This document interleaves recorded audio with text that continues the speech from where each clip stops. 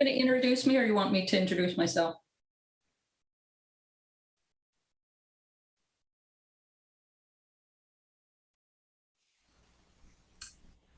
Well, good afternoon, and welcome to Mars Rovers. My name is Bridget Landry. I have, for the last years, been working in spacecraft operations at the Jet Propulsion Laboratory in Pasadena. One of my earlier projects was the first Mars rover, so I like to give this presentation starting with that one because it seems to get left out, and that makes me annoyed. So I will, and just so you don't ask, I do have updates from Percy, so those will be at the end. Anyway, a little about my background. As I said, I've been doing this a while. I was trained as a chemist and a planetary scientist, and now I'm working as basically an engineer. So you never know. So let's move on.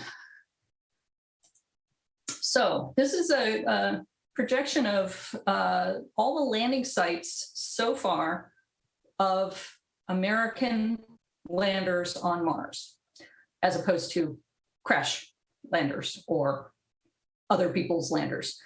The Russians have tried many times to land and have only been successful once. And that was for a very short period of time. But we have had quite a lot of luck. Not perfect, but a lot of luck at Mars. As you see, Pathfinder was there in that blue section, which was very smooth. It's not easy to land on a planet when you don't know what the terrain looks like. And Pathfinder was landed before we had very high resolution images of the surface. Viking was a different kind of lander. It was a powered descent, so it had a little bit better ability to choose its spot. As you can see, Phoenix was way up in the polar region. Our Mars polar lander would have landed in the southern polar region, but we attempted to lithobrake, and that didn't work real well. Opportunity, Spirit, Curiosity, Insight, which is one of the projects I'm working on currently, and Perseverance, as you can see, is fairly close to the original Viking landing site and pretty much around the world from Curiosity. So we got the two big rovers have divvied up the planet, kind of east-west sort of situation. This just gives you a scale. I always found that people were very surprised at how small Pathfinder was. That's the one down in the front left. The Pathfinder landing vehicle was closer to the size of Spirit and Opportunity, but the rover was much smaller. And it was the first autonomously roving vehicle on another planet and was spectacularly successful. Spirit and Opportunity, the twins, were launched together and landed together, not together, but in the same launch window. As you can see, significantly larger. Both Pathfinder, both Sojourner and Spirit and Opportunity were solar powered. Then we come to the monster, Curiosity, which was too big to be run on solar power, and so has RTGs to power it. And Perseverance is similar to Curiosity in size. It has all different suite of instruments, but it has a very similar chassis size and camera boom and an arm and a drone, because we can't do anything simple. So, but you can see even the wheels are significantly different in size, but they're all this six-wheeled rocker bogie that has proved pretty successful in navigating terrain. Although we do have to avoid sand pits. Spirit got bogged down in sand, and several other rovers have had difficulties here and there. So not as good as you know, just walking on the ground, but pretty good for millions of miles away. So as you can see in the upper left, that's one of the pictures that was where it got Sojourner got stuck on those rocks, and it took quite a long time to get off that rock. I don't know if you know, the original plan was that Pathfinder was supposed to only stay alive 30 days on the surface, and Sojourner only was planned for a 7-day lifetime. As it turned out, by the time the spacecraft stopped signaling, it was Sol 87, so it was almost 3 times as long as we originally planned for it to activate, and the rover was still going. So it had lasted far beyond its original expected lifetime. As I said, 6-wheel drive, 4-wheel steering, which means that it can turn in place. It did have a rudimentary hazard avoidance system, stereo black and white cameras in the front with a color camera in the rear. The reason the color camera was in the rear is because that's where the alpha proton X-ray spectrometer was. So it wasn't an arm per se, but the APXS could be deployed onto a rock or onto a patch of sand, and they would take a color image before and after. This helps to identify mineralogical content, and then the rover could turn in place and get black and white images, which gives you much better resolution. So this is one of the groundbreaking images. This is the first time we have been able to image a lander in situ. This is a picture from the front cameras of Sojourner of the base station. You can see all the airbags are all puffed up like that. That was actually a point of contention.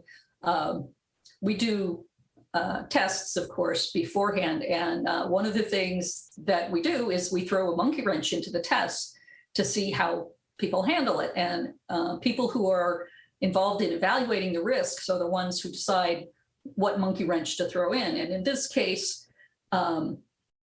he felt that we were not preparing for the possibility that the airbags would be draped, would not be pulled back under the pedals of the lander and would impede the rover deployment and the solar panels. So he put that out as the problem for this test. And he's very lucky that he went on vacation immediately, because people were out for his blood, because everybody figured this was a completely unrealistic scenario. So of course, the test cratered, and we had to go back and redo it. And we spent hours and hours revamping how we would do things and what we would do if this situation happened. And then on landing day, funny thing happened. The airbags were draped over the pedals. And when that picture came down, everybody in the room turned and looked at Glenn, and Glenn just kind of shrugged. And everybody else in the room went back, pulled the binders off the shelf, all those sequences that they had built, swearing up a storm at how they would never have to use this. And so we were only delayed in deploying the rover by 1 day because we had prepared correctly. So I think he got a lot of beers off of that one. This shows damage we do to other planets. This is not just joyriding. This helps to understand what the compaction level of the soil is. We've actually dug holes with the wheels by just running. Each wheel has its own motor, so you can run one wheel and use that to dig into the surface. And that can show you how deep the regolith on top is, how close the bedrock is, what the bedrock looks like, how strong a rock the bedrock is, because we know how strong the wheels are. And if the wheels scratch the rock, that tells us something. If the wheels don't scratch the rock, that tells us something. If the rocks damage the wheels, that tells us something else. So all of this is valuable information and fun. And this is a close-up of the other side of Yogi, which was the very large rock that was very near the landing site.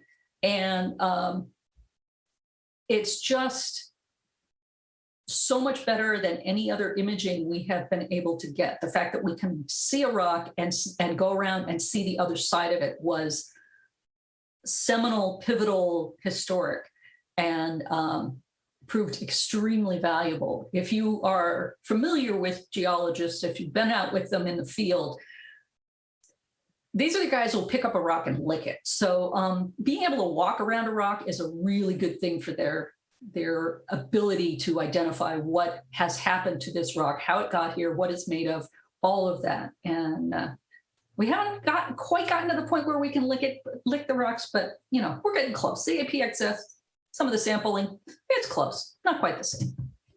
This is a panorama, a full panorama, and one of the perks of being on this mission was we printed out one of these very early on and hung it in one of the conference rooms. And when you needed a break or you were loading a file or whatever, you could go into this room and there were Post-it notes, and you could pick a rock that didn't already have a name and name it. So yeah, you can see that it was late at night sometimes. This is the first selfie that Pathfinder took. As you can see, it was early on in the mission where the only tracks you can see are the ones up to Yogi. The rest of that path is where Sojourner went subsequently. They wanted, of course, to have an image of the ground before the rover went over it to compare to afterwards, and started a grand tradition. Spirit and Opportunity used the same deployment system that Pathfinder did, the airbags. I have to tell you that when I was on Pathfinder, people were all publicly saying, oh, yes, this is a great idea. What a wonderful idea to save money.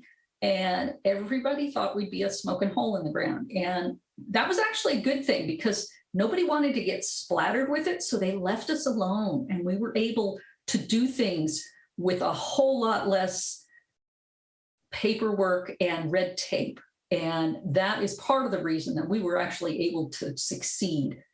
And so Pathfinder bounced 17 times.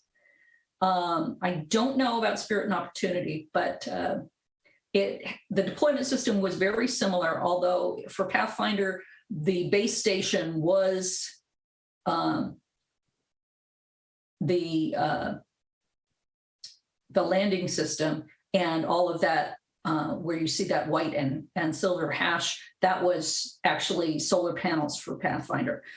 Since Opportunity the rover was the deal, they did not need to have that sophisticated a base station.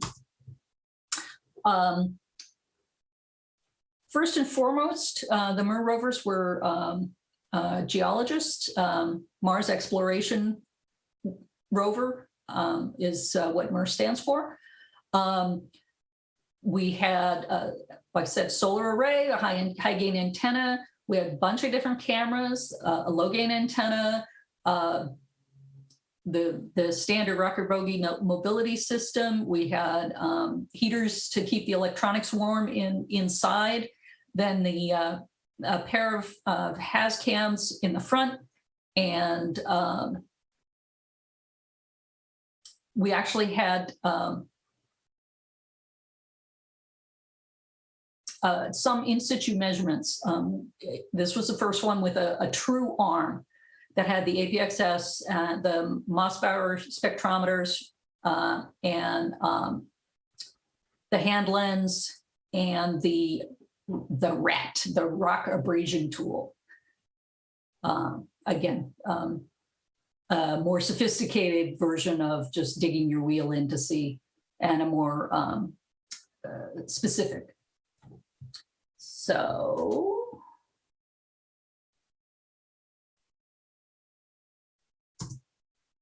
and a close-up of the arm, just and the regions that it could reach and the regions that it was forbidden to reach. This is one of those situations where we got lucky. We were turning the spacecraft or the rover, and we actually found the wheel jammed, and so we ended up backing up, and we found the white material underneath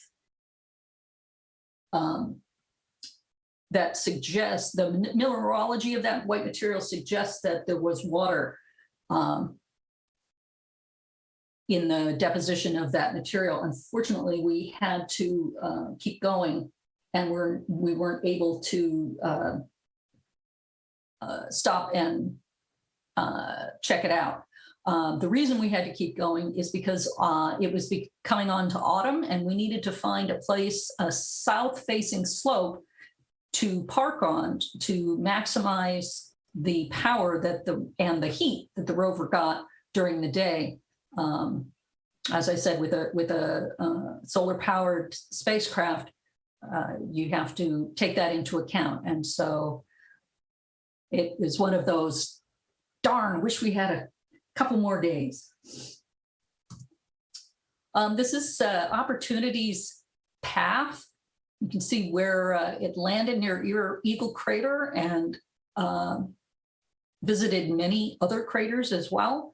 You see Marathon Valley, that's when we had gotten to 26 miles covered in the course of the mission.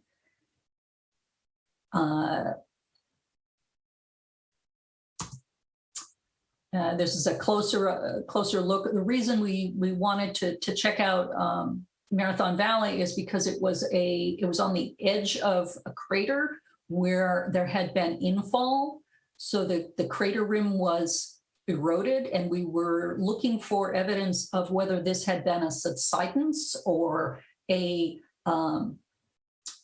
it had been a result of water flow or wind action. And there are various ways you can determine that, from the angle of the slope or from the minerals that are there.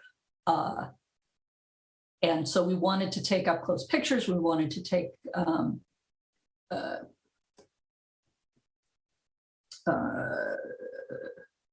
sampling or measurements, mineralogical measurements.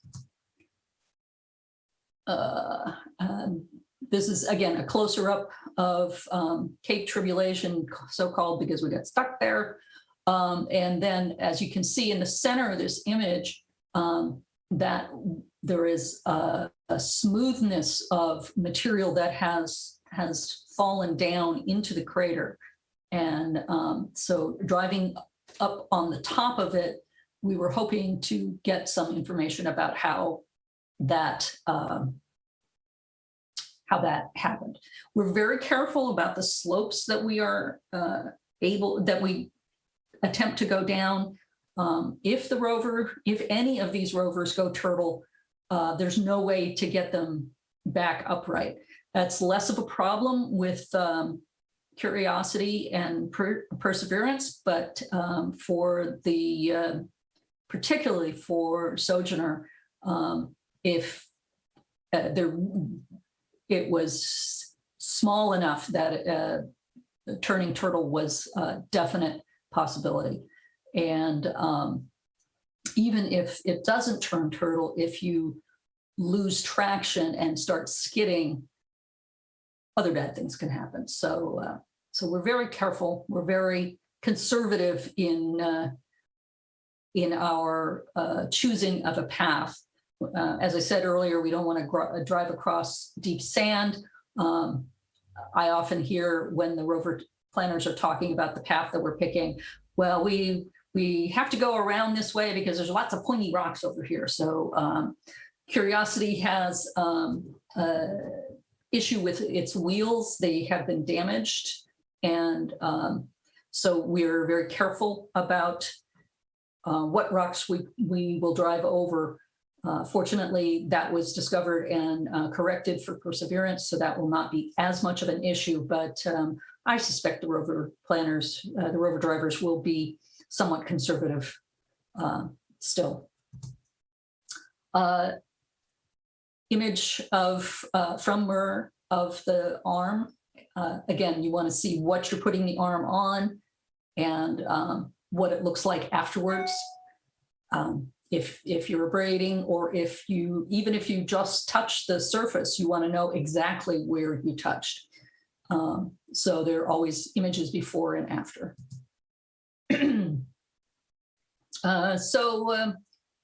Opportunity was an old gal by the time she passed.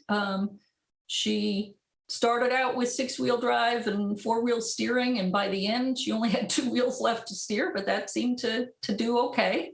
Her thermal camera passed away, her mouse power spectrometer failed as well, but she was 15 when she was only planned to be one, to survive for one. So I'd say we got our money's worth. And as it happened, it wasn't a failure of the spacecraft itself, but a particularly heavy dust storm season. We were very lucky. Several times we had dust accumulation on the solar panels that was threatening to end the mission. And then a dust devil would come along and clear the dust off the solar panels, and it's like, oh, cool, let's keep going. But in the end, the dust is what did us in. So this is the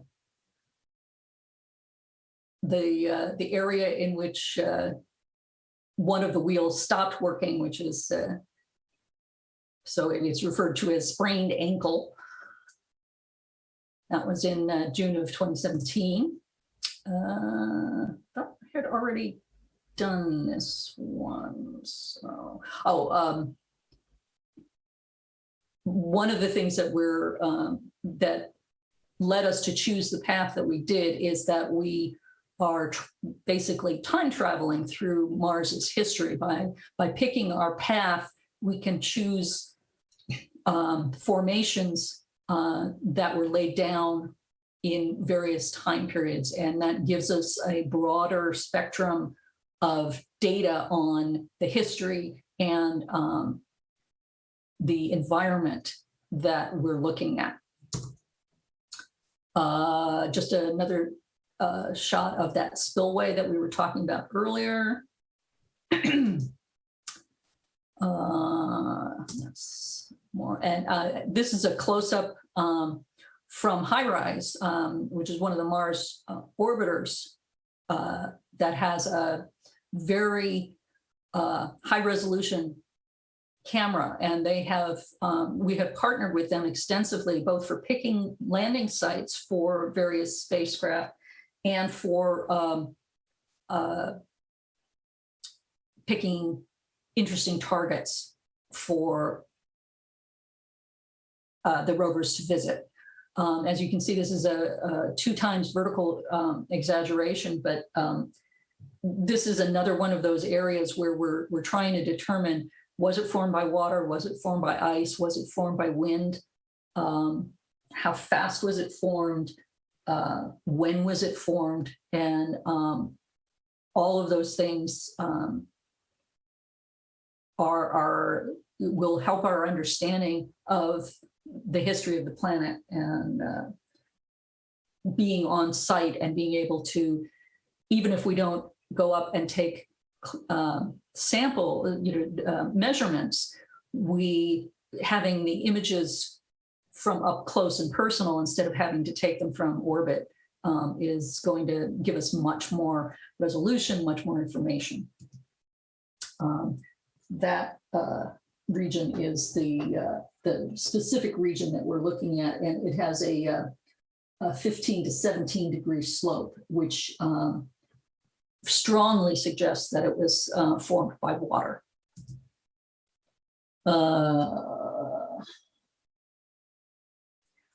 You can see in the image on the left is a close-up of the yellow square on the right,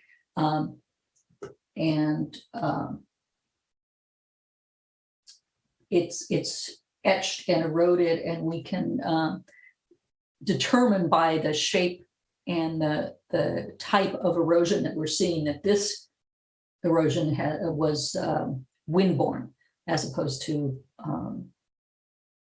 water.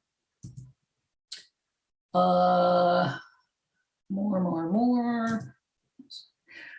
This is I just love this because it's such a close-up image, and growing up in Southern California, I could imagine seeing this kind of terrain in the desert, in the region that I live in. So it looks like home, and especially because it has tire tracks in it.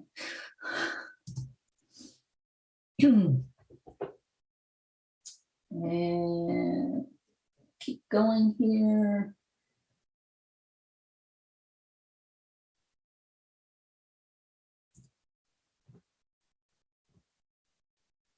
And I have no idea what that is. This is MSL's launch vehicle. You can see this is a significantly larger spacecraft than the Mir rovers. And as such, it needed a different mode of deployment. And so instead of landing with airbags, they invented the sky crane. And the reason that you don't want to just come down on thrusters is because you're kicking up a lot of dust with those thrusters. And it's more important for a situation where it's a lander as opposed to a rover, but you can contaminate and damage the site that you're landing on by the fumes from the rocket exhaust. So what they did was they lowered the rover down on a crane, and once the rover touched the ground, they cut the cord, and the sky crane flew off and was able to land elsewhere where it would not interfere with the activities of the rover.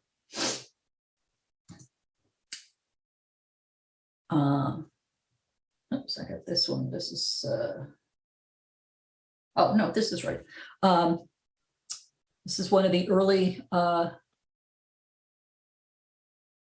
panoramas or mosaics from Curiosity. You can see on the right-hand side, you can see her shadow.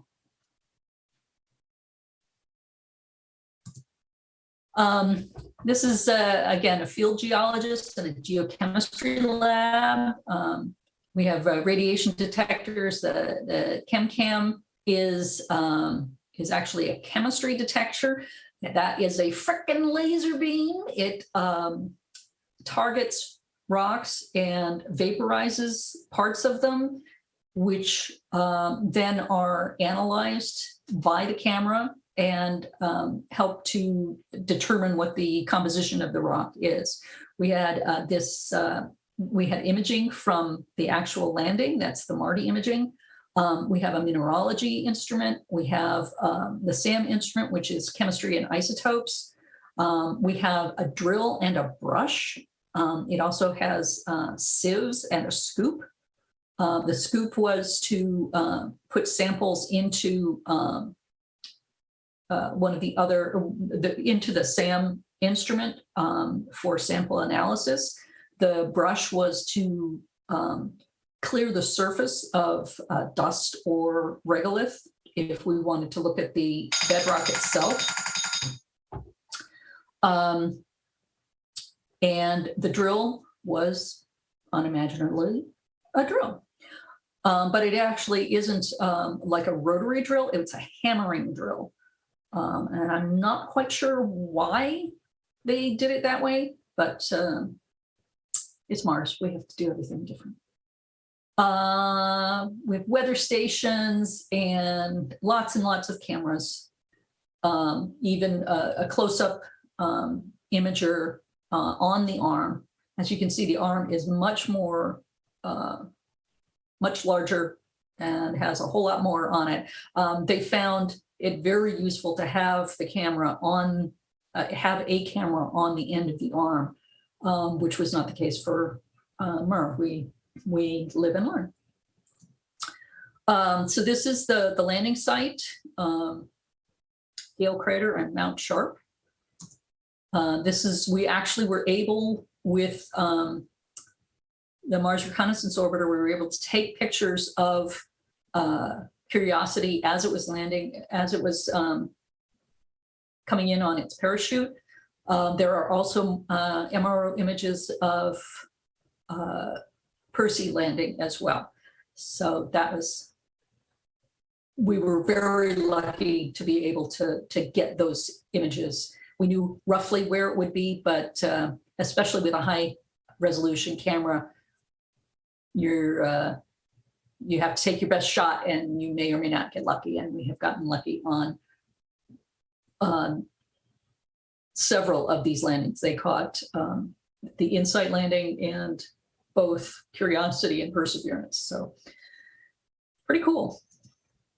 And this is so awesome. This is, again, from MRO, we are able to take pictures of the rover from orbit where we can actually see the rover and see the tracks. And I don't know why this makes me so happy, but it does. This is some of our early traverses. One of the reasons we picked the site that we did is that Mount Sharp has quite a few layers. The top layers are sulfates.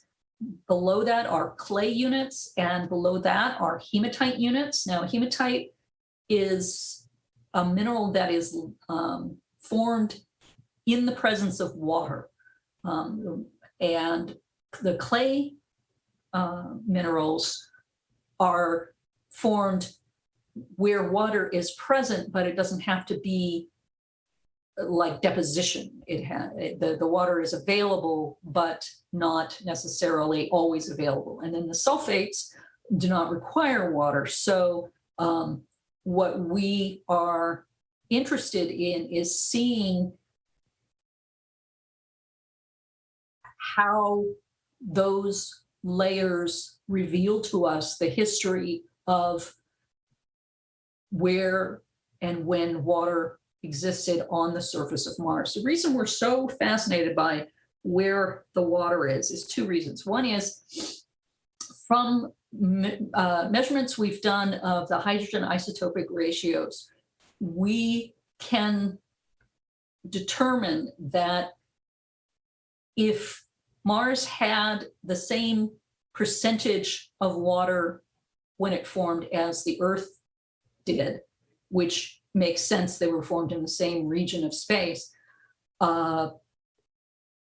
we can tell by these isotopic ratios that the water is still there. If the water had been lost to space, you would see a distinct enrichment in deuterium in the remaining water, and we do not see that. So we know the water is there. We can see such an enrichment on Venus. That's why we're very sure that this is correct. The other point is anywhere on Earth that we have found water, we have found life. And so the best way to find if there ever was life on Mars is to look where the water was. And so that's why we are so focused on finding the water where it is and where it has been, the history of where the water flowed and where it went. So that's why you see all this focus on hydrated mineral measurements, checking for water in ices and in subsurface units. So This is, again, the same idea that the hematite unit, the clay unit, the sulfate unit, where we're well into the sulfate unit and taking measurements. I have to say it was a point of pride that when we went into lockdown, it was a Tuesday, was the first day that we stayed home and started working from home. And we missed one day of activities on Mars. We usually plan Monday, Wednesday, and Friday. So we did not plan on that Wednesday. We took those days to regroup. But not only did we plan on Friday and send commands to the spacecraft, we drilled on Friday. So there was almost no interruption in our activities, our science and engineering gathering on Mars due to the pandemic. And I think I was surprised, and I was very happy. And I think everybody on the team and everybody at JPL was very happy that that's how things worked out.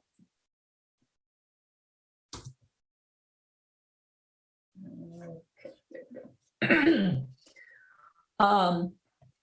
as you can see, we get these panoramas, and that helps. We put them into a three-dimensional mesh that the rover drivers then use to pick the best path forward. You can see some of these areas have the dreaded pointy rocks.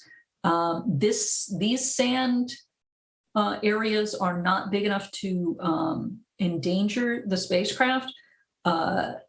This is actually a good terrain for us because of all these flat plate-like formations. As long as we avoid those pointy bits, we can make good time over terrain like this.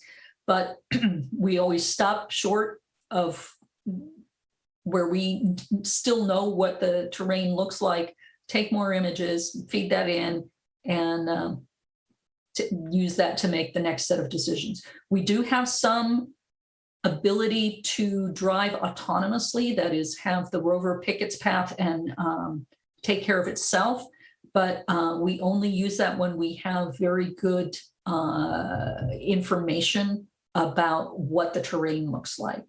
Not because we're worried about damage to the rover, but because it would waste time. If we ran into something that we didn't expect, the rover will take care of itself, but then we've wasted possibly several days worth of activities that didn't happen that we then have to go back and replan. So it's more economy rather than a safety issue. Again, I could see, this looks like Southern California, except there's no Starbucks, but we'll get there. Again, we've got these twin craters that we've seen. Again, a lot of this, we make combined meshes with high resolution images from MRO, as well as the images taken by the rover, and we combine those to get a good feel for what the terrain is and where we would like to go on these traverses. I don't know why this is being so slow. There we go.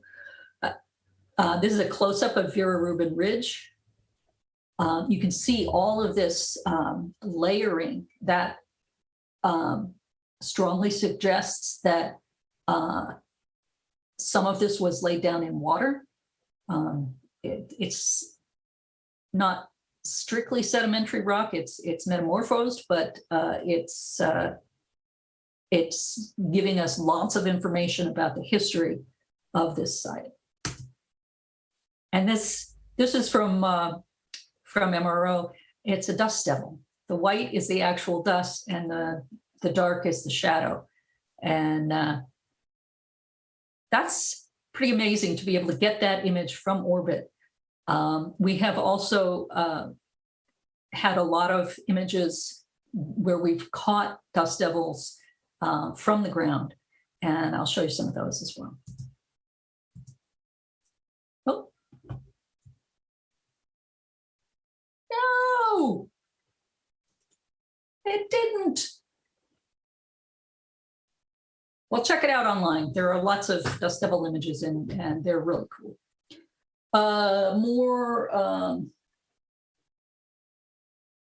This is close up from the hand lens. This is I know it looks like it could be an orbital image, but it is just from millimeters above the surface.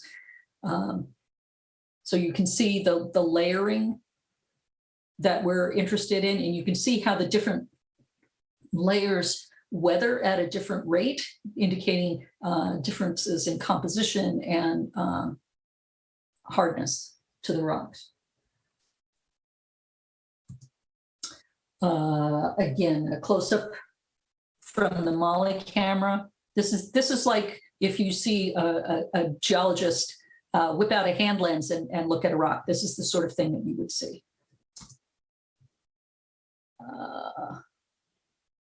So again, 2 centimeters here, and this is what we wanted to target. We wanted to see what this crystal was. And so having that kind of resolution allows us to focus in and measure specifically that crystal or these lines in between. You can see that it looks like gypsum or something of that sort laid down in fractures in other rocks. So we can target just that white material or just this crystal, and that allows us to make much more precise measurements of what we're looking at. The drill, as I said, it brings samples into the arm and can drop it off to the camera instrument. And these are the stabilizers. So you put your hand on a board that you're drilling to stabilize it. That's those 4.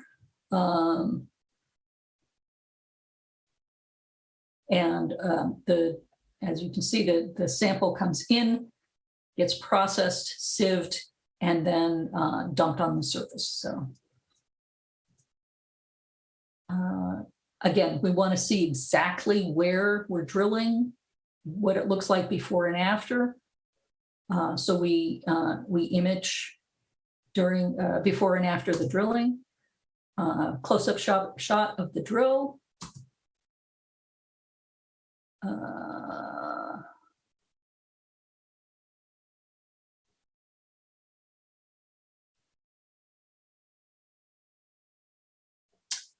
We did have some trouble with the drill, and we have found ways to make it work. Again, the rover has far exceeded its original expected lifespan, so the fact that things start not working as well as we might like is just part of the fun, trying to figure out how to make it work. Another selfie, which Curiosity has brought to a fine art. And now we're going on to Percy, Mars 2020. I will tell you that we were required to call it Mars 2020 right up until the very last minute. And the idea was that it was launching in 2020 no matter what. Several of the other rovers had delayed their launch for various technical reasons, and the message that we were given was that's not going to happen here. So I still have a little trouble calling it Percy because it was 2020 to me for so long. So As I said, the chassis is very similar to Curiosity. However, it is, we're running out of time. It has a significantly different instrument suite, including 26 cameras. So yeah, we finally sent paparazzi to Mars. I'm going to rush a little bit through there. There's a shot of the sky crane in the bay as it was being built. This is a annotated shot of the parachute, and the code says "Dare Mighty Things," and the numbers on the outside are the location of JPL. These are the sorts of things that engineers on these projects do. One of the rovers has spots on its wheel so that it leaves in Morse code JPL as part of the tracks. So we're silly people sometimes. This is a shot of the, I'm gonna play this. This is the... We are starting the straighten up and fly right maneuver, where the spacecraft will jettison the entry balance masses in preparation for parachute deploy and to roll over to give the radar a better look at the ground. And these are actual images. Indicate chute deploy. The navigation has confirmed that the parachute has deployed, and we are seeing significant deceleration in the velocity. Our current velocity is 440 meters per second at an altitude of about 12 kilometers from the surface of Mars. Heat shield set. Perseverance is now slowed to subsonic speeds, and the heat shield has been separated. This allows both the radar and the cameras to get their first look at the surface. Current velocity is 145 meters per second at an altitude of about 9.5 kilometers above the surface. Usually we only get this as artist recreations, that these are actual images.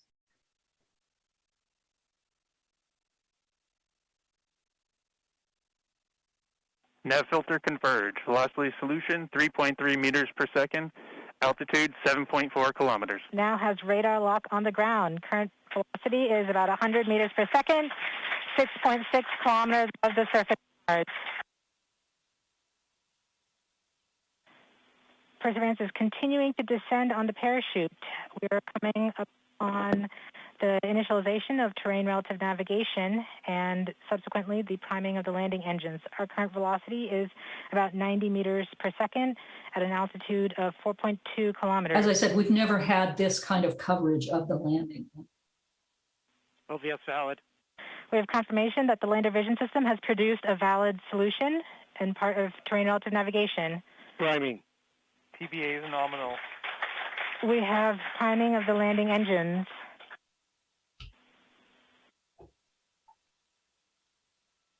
Back shell set. Current velocity is 83 meters per second at about 2.6 kilometers from the surface of Mars. We have confirmation that the back shell has separated. We are currently performing the divert maneuver. Current velocity is about 75 meters per second at an altitude of about a kilometer off the surface of Mars. Here in safety Bravo. We have completed our terrain relative navigation. Current speed is about 30 meters per second, altitude of about 300 meters off the surface of Mars. We have started our constant velocity accordion, which means we are conducting the sky crane, about to conduct the sky crane maneuver. Sky crane maneuver has started, about 20 meters off the surface. You can see how much dust is being kicked up by the... We're getting signals from MRO. Tango Delta. Touchdown confirmed. Perseverance safely on the surface of Mars, ready to begin seeking the signs of past life.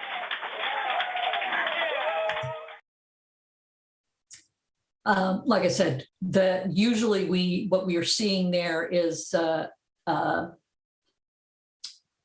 artist recreation. So the fact We are starting the straighten up and fly right maneuver, where the spacecraft will jettison the entry balance masses in preparation. So just the fact that we can see what's actually happening there is just really very exciting. You may or may not be, I realize I'm over time, but I'm going to just do a couple more. You may have heard of a thing called festooning, and that is things that are on the spacecraft that aren't really scientific. Yeah, okay. You do have to the bottom of the hour, so. Oh, thank you. Okay, yes, good. Up in the left is a piece of a Mars meteorite that landed on Earth and was taken to the International Space Station. And that's what this is. It's an image of it in front of the window looking down on Earth. And that was then sent back to Mars. We were returning to sender. In the lower left is it's a homage to the healthcare workers because, as I said, we went to lockdown at JPL on March 17th. Perseverance launched in July of last year, so they had to do their final fitting of the spacecraft, shipping to the Cape, launching, and all of crews during lockdown. Now, some of that was done at the lab, but a large part of it was done remotely. And the people on the mission wanted to honor the people who were fighting for our lives during that time. And the bottom right, if you had sent your signature to Mars, if you'd seen that in the last few years, they put it on several chips and mounted it on part of the spacecraft. And then here's the one that I think is adorable. And this is the stick family of Mars rovers. So that's Pathfinder, that's Sojourner, Spirit and Opportunity, Curiosity, Perseverance, and you can even see Ingenuity here. So I just think that's really cool, but that's me. These are some sounds. We actually sent a microphone this time. This is the first sound that we measured.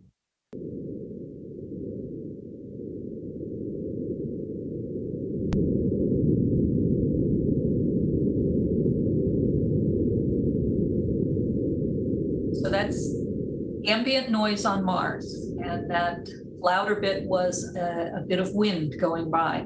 This was from the first sol, that is the first day after landing. We refer to days on Mars as sols because they're slightly longer than Earth days, and that way we know exactly what we're talking about.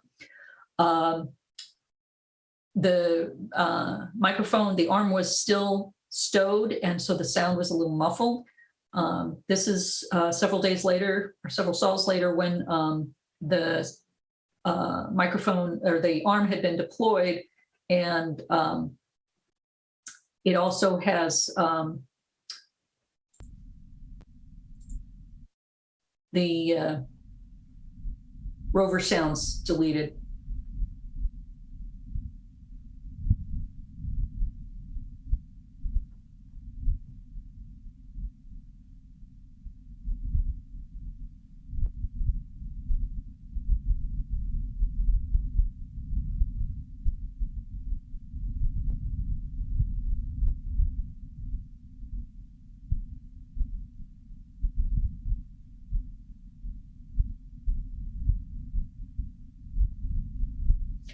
I don't know about you, but that gives me chills. And this one, hear that clicking? That's the frickin' laser beam vaporizing parts of rocks. And they are able to listen to those clicks and determine some things about the hardness of the rock by the different pitch and the different volume of those clicks. So in addition to vaporizing the rock and then measuring the chemical components, they can determine some of the structural components of the rock by listening to those clicks. And I just think that's awesome. Oh, sorry. And this is Perseverance's first panorama. This is where she landed, and this is where she's traveling out from. I mentioned Ingenuity. It's referred to as the helicopter. It's closer to a drone. I was frankly surprised that they were going to be able to do this because the atmosphere is so very thin. It's only about 1/100th of the pressure at the surface of the Earth. So I'm impressed that they were able to make it to design something that will work. The Ingenuity is actually strapped to the belly of the rover and has been covered by like an oil pan to protect it during the descent from flying dust. So shortly we will be dropping the oil pan and or the cover, and eventually we will find a good spot, drive onto it, release release Ingenuity, and then drive forward off of Ingenuity before it is activated. So I'm very anxious to see how that goes. We're expecting that to happen in the next 30 days or so. So stay tuned because that will be very, very exciting. And so Mars being, rovers being very forward-thinking spacecraft, they have Twitter feeds and web pages. So please feel free. All the raw images are loaded to these pages. And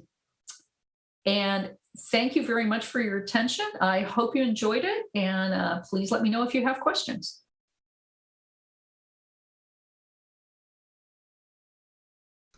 The questions have been sort of few. There's a hi, Bridget, thank you. And somebody called Geek in the Family said, Mars rover stick family, ... Brilliant. I agree. So. And Gail Weisner said, great history and overview. I'll be replaying this a few times. So, Bridget? yeah, it's much more in depth than what I will have to really dash over in our 8 o'clock, I believe it is. Yeah. A Biden space topic. So, fantastic. And a couple things I hadn't seen, and I thought I was staying on top of this. So I had missed the laser sound. That one got by me, but so that was right just recently. So I was really happy to find that. Yeah. Was there a question? I have a laser engraver on my 3D printer, and it sounds kind of like that. So. Bridget? Yes. Yeah, wonderfully done. And I was just going to throw out the Perseverance Valley. 200 years from now, people are going to say, well, that's where the Perseverance rover came, because that's named Perseverance Valley. Yeah. I have to say that personally, I'm a little annoyed that that's what they chose for the name. Perseverance is the sort of name you have to earn. Well, maybe it will. Maybe it will. I worry that we're tempting Murphy by saying that. So, well, just getting through the lockdown, that was Perseverance, right? That's true. That is true, and I can see that as a concept. I was actually pulling for Ingenuity, although I can see that fits the helicopter better. Well, they spin the blades faster if you don't have enough air, but of course you don't have as much drag either. So Yeah, good point. Good There point. you go. Well, if there's no other questions, I'll just start telling stories. We are about at time, so I said bottom of the hour, and the little voice in my ear is saying, yeah, it's bottom of the hour because we want to give the next group a chance to shoot any tech issues that they might have. So, Okay. and want to thank you once again and look forward to your presentations tomorrow at noon. And I thought it was at 9 a.m.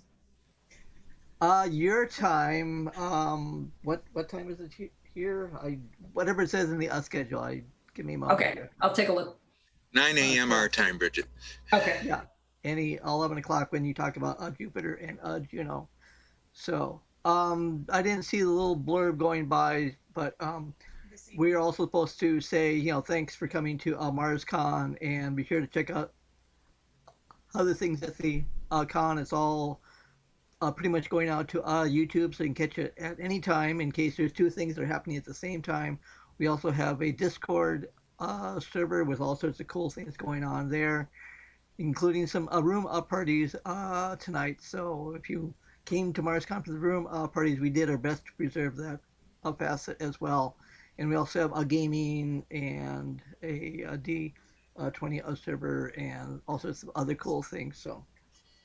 And we also have a costume presentation this evening, and Bridget will be part of that. Some cosplay. So, and got another comment from Mr. Copper. Excellent. So happy you come to talk to us. Great as always. So. Thank you very much. I really enjoyed it. Okay, well, once again, you delivered fantastically well, as always. So, And John, thanks for setting things up. Mic on. Mic feedback on.